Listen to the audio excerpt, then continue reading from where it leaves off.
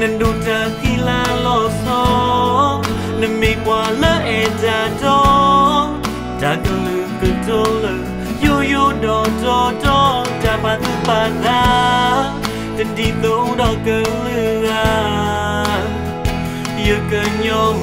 ở ta từ kề bờ mình ta lỡ thương này ở ta hoa cứ nhau nên ta nở muốn này lo so cứ lư ta lo có tình ba thì nên nở thứ thì thở gì nó nên mình cứ nhau nên hello sự lỡ cứ nhau yêu mình cứ nhau yêu ba em thế yêu nó cứ nhau yêu cứ nhau mưa yêu em đã yêu cứ nhau mưa tao thế yêu cứ nhau mưa mưa là yêu cứ nhau mưa cứ la cho bố nữ qua mình nha yêu sơ ghi sơ ai nhé na mô nữ cứ mà đi ok bù đa được xuống nơi ta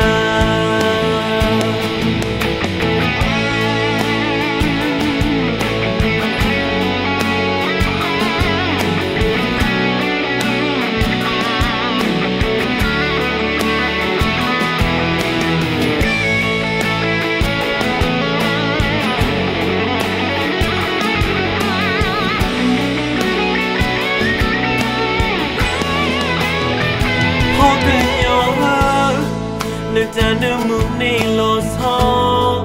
cần lừa ta lo có tình ba thì nên nở thứ thì đỡ vì nó nên mình cứ nhỏ nên hello sự lỡ cứ nhỏ yêu mình cứ nhỏ yêu ba em thế yêu nó cứ nhỏ yêu cứ nhỏ mưa yêu em đã yêu cứ nhỏ mưa tao thế yêu cứ nhỏ mưa mưa là yêu cứ nhỏ mưa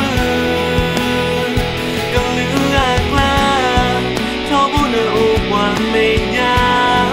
yêu sơ ghi sơ qua na mô nữ cứ mà đi ok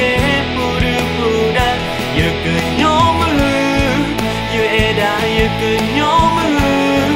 tao thế yêu cứ nhỏ mưa mưa là yêu cứ nhỏ mưa cần lưu la cho bố nữ qua mình nha yêu sơ ghi sơ qua na mô nữ cứ mà đi